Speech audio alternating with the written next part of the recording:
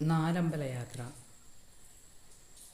ഭരതക്ഷേത്രം വൈഷ്ണവ ക്ഷേത്രമാണെങ്കിലും ശിവക്ഷേത്രത്തിൽ എന്ന പോലെയുള്ള പ്രദക്ഷിണ രീതിയാണ് ഇവിടെ. ഉപദേവതാ പ്രതിഷ്ഠയില്ല. വിഗ്രഹത്തിൽ കണ്ട മാണിക്യകാന്തി പരീക്ഷിക്കുന്നതിനായി കായംകുളം രാജധാനിയിൽ നിന്ന് കൊണ്ടുവന്ന മാണിക്യം വിഗ്രഹത്തിനടുത്ത് വെച്ച് നോക്കിയെങ്കിലും ആ മാണിക്യം പിന്നീട് കാണുവാനില്ല. വിഗ്രഹത്തിൽ ലയിച്ചു എന്നാണ് ഐതിഹ്യം.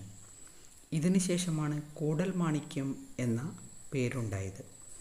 ഈ ക്ഷേത്രത്തിൽ പൂജയ്ക്ക് കർപ്പൂരം, ചന്ദനത്തിരി എന്നിവ ഉപയോഗിക്കാറില്ല. കൂടാതെ ദീപാരാധനയും പതിവില്ല. കൂടൽ മാണിക്യം ഭരതസ്വാമി സന്താനദായകനും രോഗശാന്തി ചെയ്യുന്നവനുമാണ്. ആൺകുട്ടി ഉണ്ടാകുന്നതിന് കടുംപായസവും പെൺകുട്ടി ഉണ്ടാകുന്നതിന് വെള്ള നിവേദ്യവും വഴിപാടായി നടത്തുന്നു ഇവിടെ. അടുത്തത് മൂളിക്കുളത്താണ് ലക്ഷ്മണസ്വാമി. ഇനി ലക്ഷ്മണ സന്നിധിയിലേക്ക്. ആലുവ താലൂക്കിൽ പാറക്കടവ് പഞ്ചായത്തിൽ ചാലക്കുടിപ്പുഴയുടെ തീരത്താണ് ഈ ക്ഷേത്രം. ഇരിങ്ങാലക്കുടയിൽ നിന്ന് 7 കിലോമീറ്റർ സഞ്ചരിച്ചാൽ വെള്ളാങ്ങല്ലൂരായി.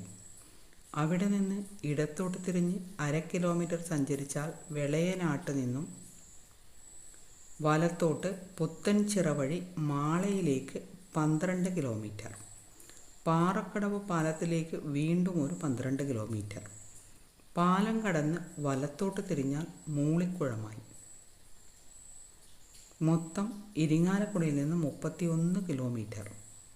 4 നടയിലേക്കും ഗോപുരമുള്ള ക്ഷേത്രമതിൽ. മധ്യഭാഗത്തായി വ്യാളികൾ കാവൽ നിൽക്കുന്ന വിളക്കുമാടത്തോടു കൂടിയ ബൃഹത്തായ ചുറ്റമ്പലം. നാലമ്പലത്തിനുള്ളിൽ പ്രവേശിക്കുമ്പോൾ വിസ്തൃതമായ നമസ്കാര മണ്ഡപം. തേക്കിൽ പണിത അഷ്ടദിക്പാലകന്മാർ.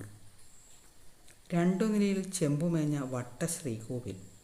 ഒരേ ശ്രീകോവിൽ 2 ഭാഗങ്ങളിലായി ലക്ഷ്മണസ്വാമിയും മഹാഗണപതിയും.